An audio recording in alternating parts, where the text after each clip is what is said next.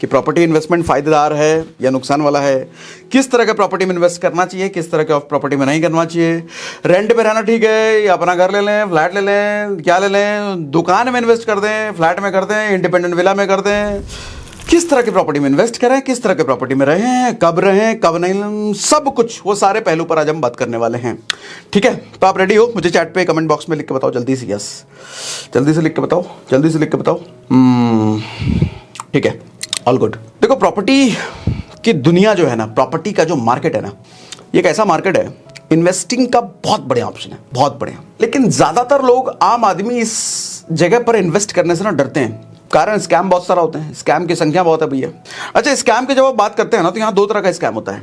एक legal scam, जो कि सच में स्कैम है, जिसको कानून भी कहता है हाँ ये स्कैम है। एक ही प्रॉपर्टी को 4 लोगों को बेच दिया है, मनोज को भी बेच रखा है, सुरेश को भी बेच रखा है, अरे महेश को भी बेच रखा है, इसको भी बेच रखा है। आपको पता कहाँ, वो ब्रोकर ने खेल कर दिया 4 लोगों को बेच करके। अब जैसे यमुना एक्सप्रेस वे वाला जो खेल जाता है, मेन हाईवे के बगल का ज्यादातर प्लॉट गवर्नमेंट ने ले रखा है, एक लंबा एरिया गवर्नमेंट ने ले रखा है, लेकिन वहां भी ब्रोकर लोग बेच देते हैं उसको भैया। किसान से आपका सीधा डील करा करके बेच देंगे, किसान को भी थोड़ा खिला दिया है, बाद में पता चलेगा गवर्नमेंट ने एक्वायर कर लिया। अरे हमारी जमीन गवर्नमेंट की घर, तुम्हारी जमीन कभी थी नहीं, गवर्नमेंट ने तो पहले एक्वायर कर रखा है, तुमको नहीं पता था। तो ये ऐसे केसेस हैं जो कि सच में स्कैम होते हैं लोगों के साथ, और ये स्कैम गलत है, कानून भी कहता है कि गलत है। लेकिन एक ऐसा स्कैम है जो बहुत बड़ा संख्या में लोगों के साथ होता है, 10 में से 9 लोगों के साथ जो स्कैम होता है, ये वाला स्कैम होता है। अभी जो स्कैम होता है, जो कानूनी है, जो ठीक है, जो कानून के दायरे में आता है, बेसिकली इसको स्कैम भी कहना ठीक नहीं है। ये आम लोगों की बेवकूफ़ी है, ये हमारे और आपके जैसे लोगों की बेवकूफ़ी है। और ये कौन लोग होते हैं? ये पढ़े लिखे लोग होते हैं, 10-15 लाख की गाड़ी चला रहे होते हैं, आईटी में नौकरी कर रहे होते हैं, अच्छा खासा सैलरी उठा रहे होते हैं। दरअसल इन्होंने अपने फील्ड में तो एक्सपर्टीज हासिल कर ली, बड़ी बड़ी डिग्री ले ली, फाइनेंस के फील्ड में, प्रॉपर्टी के फील्ड में इतनी सी भी नॉलेज इन्होंने ली। इसी का फायदा मैक्सिमम बिल्डर, मैक्सिमम ब्रोकर उठाते हैं। सर, आपको किस किस तरीके से काटा जाता है ना, आज इस सेशन में हम डिस्कस करते हैं। देखो, बिल्डर जो होते हैं ना, ज्यादातर बिल्डर्स नेता लोग की तरह होते हैं। जैसे आपने देखा होगा ना, वो न्यूज़ में या फिल्मों में 500 रुपए दे करके वोट खरीद लिया जाता है। वो जो 500 रुपए में अपना वोट बेचने वाला है ना, उसको पता नहीं है कि उसके वोट की वैल्यू कितनी ज्यादा है, सिर्फ 500 में बेच देता है। उसी तरीके से आम आदमी को ये नहीं पता कि उसके अटेंशन की वैल्यू कितनी ज्यादा है। बिल्डर या बड़े बड़े बिल्डर आपका अटेंशन खरीद लेते हैं सर, मालूम कैसे? चकाचौंध दिखा करके, फैंसी क्लब हाउस, एक नंबर जिम दिखा के, बड़े बड़े स्विमिंग पूल दिखा करके, सोसाइटी में एकदम सैंपल फ्लैट, ऐसा लग्जरी डेकोरेट करेंगे आप, सैंपल दे फ्लैट देख करके आपको मजा आ जाएगा, जबकि ओरिजिनल फ्लैट मिलेगा आपको खंडर। अटेंशन खरीद लिया उसने, अटेंशन ले लिया, और जिस बिल्डर ने आपका अटेंशन ले लिया वो आपसे पैसा भी निकलवा लेगा। बाकी ब्रोकर बैठे हैं ना, एक्सपर्ट, निकलवा लेंगे पैसा आपसे। इससे भी बड़ा स्कैम कैसे होता है? अगेन, ये स्कैम नहीं है, ये आपकी बेवकूफ़ी है, हमारी और आपकी बेवकूफ़ी है। कैसे? ध्यान से समझना, अभी जो बताने जा रहा हूं ध्यान से समझना। 2 केस आपको बताता हूं।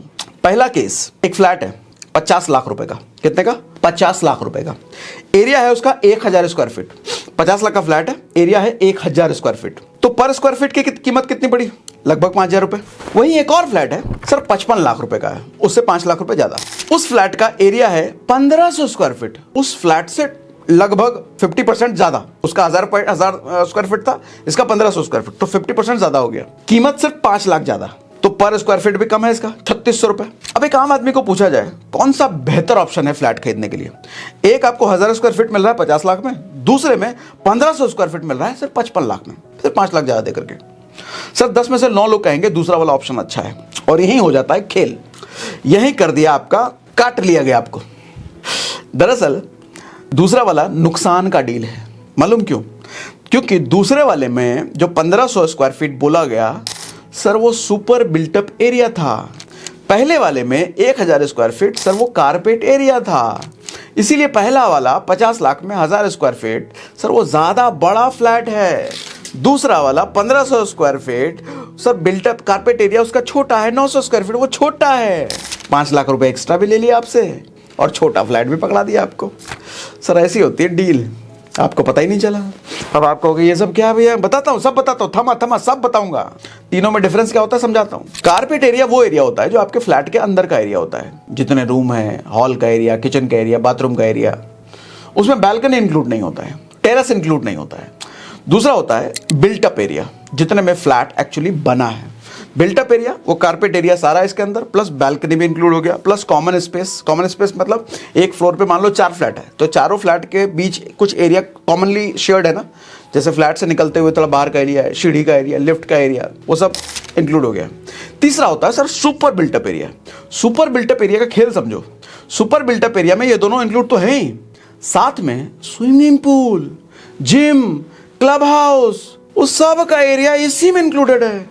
और आपको बोलेगा ब्रोकर 1500 स्क्वायर फीट का फ्लैट है, आप कहोगे 1500 स्क्वायर फीट, क्योंकि जब वो ब्रोकर बोल रहा है 1500 स्क्वायर फीट, उस टाइम पे फ्लैट बना नहीं है, अंडर कंस्ट्रक्शन है। फ्लैट तो बनेगा 3 साल बाद, आपने फ्लैट तो देखा भी नहीं है।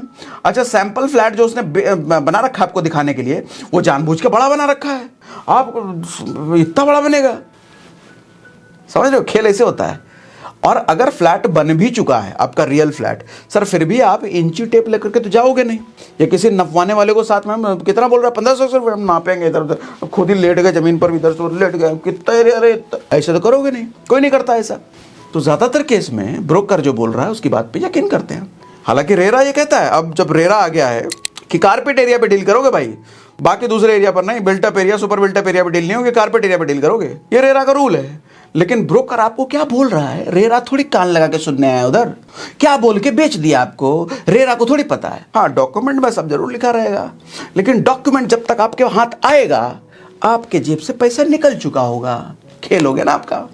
डॉक्यूमेंट जब तक आपके हाथ आएगा, आपके जेब से पैसा निकल चुका होगा, अब आपके पास कोई ऑप्शन है नहीं। हो गया ना खेल। 10 में से 9 लोगों की कटाई ऐसे होती है। जो फ्लैट पहली बार खरीदने जाता है, सर 10 में से 9 लोग कटते हैं ऐसे, मैं भी कटा हूं। कटने के बाद समझ में आया। तो खैर, हम लोग देखो मिडिल क्लास लोग हैं, हमारे को कहाँ बचपन से ये सब चीज़ें, स्कूल कॉलेज कहीं सिखाई तो जाती नहीं है, तो हम फंस करके ही सीखते हैं। हाँ, मैंने बहुत अर्ली एज में फ्लैट ले लिया था, बहुत अर्ली एज में ये कहूँ मैं फंस चुका था, तो बहुत जल्दी थोड़ा मैं सीख गया। लेकिन बहुत लोग बहुत बाद लेते हैं तो बाद सीखते हैं।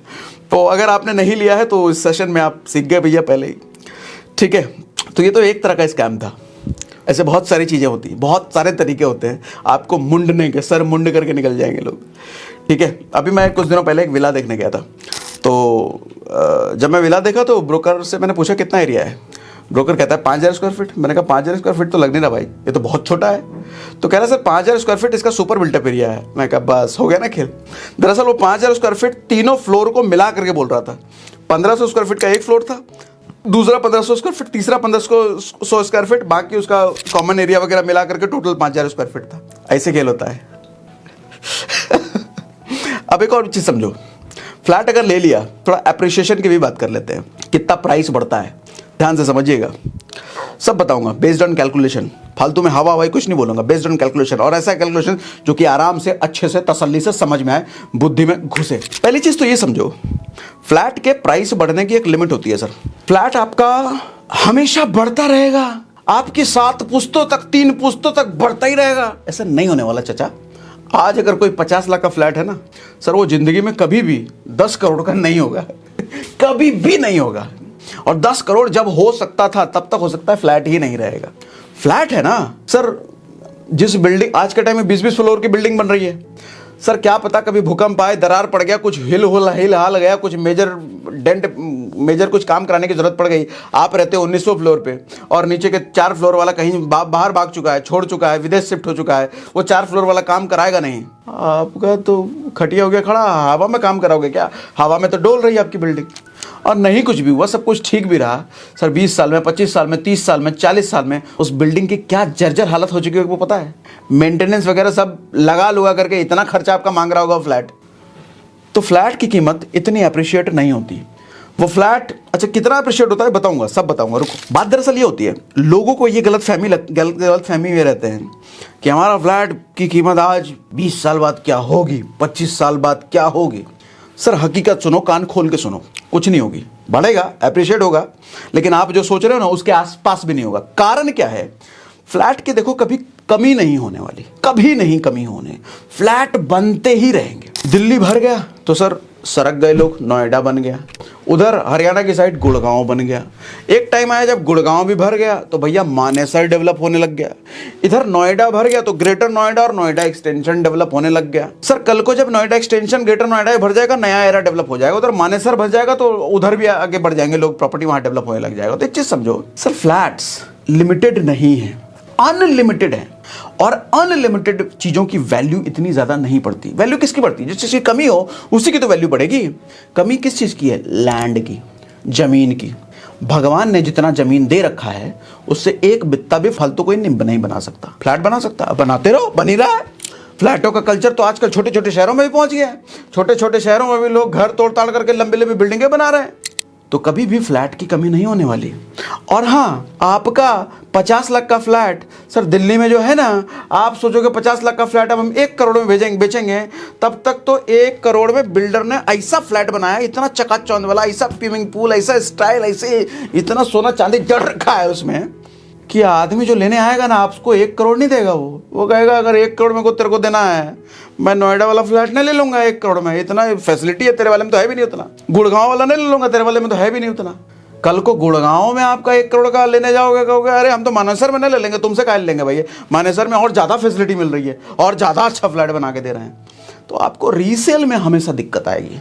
फ्लैट जब भी बेचने जाओगे दिक्कत आएगी। बहुत सारे बिल्डर होते हैं, ब्रोकर, अरे 1 साल बाद बेच देना, हम ही बिकवा देंगे आपका, हम बैठे ना, हम बिकवा। कोई नहीं बैठा है, निकल लेगा वो दूसरी जगह बेचने के लिए। डायलॉग होता है बोलने के लिए, अरे हम बैठे ना, आप नहीं बेचोगे फिर भी आपका बीच में बिकवा देंगे, इतना बढ़ चुका होगा, हम बोल रहे हैं ना, हम बैठे हैं ना। ब्रोकरेज हो तो बतौलेबाजी करवा लो, कोई लिखित डॉक्यूमेंट तो है नहीं, लिख के दो उसको, बोलो लिख के दो स्टैम्प पेपर के तुम बैठे हो यहाँ, यहीं बैठे रहोगे 2 साल तक 5 साल तक यहीं बैठे हो, लिख के दो। तो क्या ऐसे थोड़ी होता है? अब ऐसे होता है, तुम बोल रहे हो हम बैठे हैं तो लिख के दो ना हमको, तुम बैठे हो यहाँ पे। निकल लेगा, नहीं बैठा है कोई, जो डॉक्यूमेंट पे है वही है। बुद्धि लगाओ। अब इस मुद्दे पर आओ कि फ्लैट लेना भी चाहिए कि नहीं लेना चाहिए, कैलकुलेशन के बेस पे समझाता हूँ। सर मान लो आज आप जो फ्लैट ले रहे हो, बड़ा पसंद आ गया एक फ्लैट, क्या जबरदस्त फ्लैट है, 50 लाख का फ्लैट है। 50 लाख के फ्लैट के लिए 42 लाख 43 लाख रुपए आप लोन लोगे ना, 40,000 की EMI आएगी ना, 10 लाख के आसपास उसका डाउन पेमेंट करोगे ना। मैं कहता हूँ चलो ठीक है, इसका भी कैलकुलेशन बता देता हूँ। 50 लाख का जो फ्लैट आपने लिया है सर, 20 साल के लिए आपका लोन चलेगा। 20 साल का आपका जो लोन होगा 20 साल में। अच्छा एक और बात, 50 लाख का फ्लैट आपको क्या लगता है 10 साल में कितनी अप्रिशिएट हो जाएगी उसकी वैल्यू? बताइए कितनी हो जाएगी 10 साल में? सर अगर best of the best case देखा जाए ना, तो 10 साल में हो सकता है वो डबल हो जाए, 1 करोड़ का प्रॉपर्टी हो जाए, 1 करोड़ का फ्लैट हो जाए। लेकिन वो चांसेस 100 में से कोई 1 या 2% का है। ज्यादातर केस में हो सकता है कि वो 50 लाख का प्रॉपर्टी 60 लाख का हो जाए, 65 का हो जाए, 70 का हो जाए 10 साल में। लेकिन best of the best case अगर है, बहुत बढ़िया उस एरिया का डेवलपमेंट हुआ है, बहुत बढ़िया कुछ हो गया है वहां पे, तो हो सकता है डबल हो जाए। लेकिन 100 में से 1 है, 2 है, 3 है %, 1-2% है। 20 साल में 2 करोड़ इस हिसाब से कर लिया जाए तो 50 लाख का फ्लैट 20 साल में 2 करोड़ का हुआ, यानी कि एनुअल अगर एप्रिसिएशन देखा जाए तो सर कितने % का हुआ? 7.18% इंटरेस्ट आपको मिल रहा है। लेकिन 20 साल में जो आपने लोन जो ले रखा है सर, लोन मिला आपको 9% पर, और 9% पर मिलने की वजह से आपके प्रॉपर्टी की कीमत 2.18 करोड़ रुपए आपको पड़ी, जो आपने पे किया 2.18 करोड़। और बेस्ट केस में अप्रिशिएट होकर के वो 2 करोड़ का होना। सर बेस्ट केस में अप्रिशिएट होने के बाद भी आपने उसके अप्रिशिएटेड वैल्यू से ज्यादा आपने पे कर दिया, अप्रिशिएटेड वैल्यू से ज्यादा आपने पे कर दिया, तो नुकसान में तो डायरेक्ट हो भाई, यहां पर डायरेक्ट। अब सुनो, अगर उस फ्लैट को आपने लिया ना होता, मतलब खरीदा ना होता, रेंट पे रह रहे होते, सर 40,000 की EMI दे रहे होते, 50 लाख के फ्लैट में अगर रहना है आपको सर 15,000 का रेंट आएगा आपका, क्योंकि इंडिया में रेंटल यील्ड बोलते हैं उसको, इतना ही है। 1 करोड़ का फ्लैट 18,000 रेंट मिलता है, 20,000 रेंट मिलता है, 25,000 रेंट मिलता है, इतना ही मिलता है। तो 50 लाख का फ्लैट है भैया, 15,000 रेंट मिलता है, बढ़िया रेंट है, ये बढ़िया रेंट है, बता दूं। 50 लाख का फ्लैट 15,000, सर 15,000 अगर आप रेंट दे रहे हो, कितने पैसे बच गए आपके? 40,000 EMI देना चाहते ना, अभी 15,000 में काम होने लग गया ना सर, 35,000 रुपये आपका महीना बच रहा है। मैं कहता हूं ये 35,000 रुपये महीना SIP करो, म्यूचुअल फंड में हर महीना इन्वेस्ट करो। म्यूचुअल फंड नहीं समझ में आता, कोटक में चले जाओ, अरे किसी में भी चले जाओ, SBI चले जाओ, ज़्यादातर लोगों का भरोसा होता है इसलिए नाम ले लिया मैंने SBI, मेरा कोई रिकमेंडेशन नहीं है ये। SBI इंडेक्स फंड सर्च किया, वहां पे इन्वेस्टमेंट करना शुरू कर दिया। सर डेटा ये कहता है, पिछले 20 साल का रिकॉर्ड उठा करके देख लो शेयर मार्केट का, 15% से ऊपर तो बड़े आराम से ग्रो हो जाती है, एनुअल ग्रोथ 15%। हाँ ऊपर नीचे होता है, लेकिन लॉन्गर ड्यूरेशन में देखोगे तो 15% एनुअल मिल जाता है। सर 15% के हिसाब से 35,000 रुपये हर महीना जो आपका बच रहा है ना, उसको अगर SIP में किए होते ना, इंडेक्स फंड में हर महीने डाले होते ना सर, 20 साल बाद मालूम कितना बन जाता है ये? 3.5 करोड़। 3.5 करोड़ से ज़्यादा बन गया ये। अब मैं कहता हूं आपका जो एप्रिशिएट हो भी गया, एप्रिशिएट हो करके 2 करोड़ अगर बन भी गया सर, आप पे कर देना ना उसको। 1.5 करोड़ रुपए फिर भी बच रहा है आपका, फिर भी 1.5 करोड़ बच रहा है। अच्छा, कहानी यहीं खत्म नहीं होती, और भी ध्यान से सुनो जरा। सर अगर फ्लैट लेते तो 7% रजिस्ट्री भी तो देते। 50 लाख के फ्लैट का 7% कितना हो गया? 3.5 लाख। मैं कहता हूं 3.5 लाख जो बचा उसको उठा करके लमसम करो। इसी एंजल वन में लमसम सर्च कर लेना आप, एसआईपी के बगल में लमसम। लमसम और एसआईपी में क्या फर्क होता है? एसआईपी आप हर महीने करते रहते हो, लमसम क्या होता है? एक बार पैसा डाल करके आप छोड़ देते हो। कहीं से मोटा पैसा आ गया 5 लाख 10 लाख, तो लमसम कर दो, पैसा डाल दो, छोड़ दो, फिर वो अपना कंपाउंडेड ग्रो होता रहता है। सर लमसम अगर कर लिए होते 3.5 लाख, तो सर 20 साल बाद ये पैसा बन जाता 57 लाख, 57 लाख बन जाता 20 साल बाद ये लमसम। और हाँ, एक और चीज, 10 लाख रुपए डाउन पेमेंट भी तो कर रहे थे, उस 10 लाख रुपए को लमसम करो सर, ये 10 लाख रुपए 1.5 करोड़ से ऊपर बन जाता 20 साल बाद। 1.5 करोड़ यानी कि 1.5 करोड़ इधर, 57 लाख उधर। अरे भैया, फ्लैट 20 साल बाद जितना अप्रिशिएट होकर के आप उसकी कीमत, वो भी उतना होता नहीं, मैं बेस्ट केस मान लेता हूं। बेस्ट केस में अगर 2 करोड़ का फ्लैट हो भी गया तो आपका डाउन पेमेंट और रजिस्ट्री के पैसे से आप उसको खरीद लेते, तो 3.5 करोड़ तो नेट बच गया ना आपका। लगाओ, ये लगा के सोचो, 3.5 करोड़ नेट बच गया। सर 20 साल तक उसी फ्लैट में किराए पे रहो और 20 साल बाद उसी फ्लैट को खरीद लो अगर मर्जी है तो।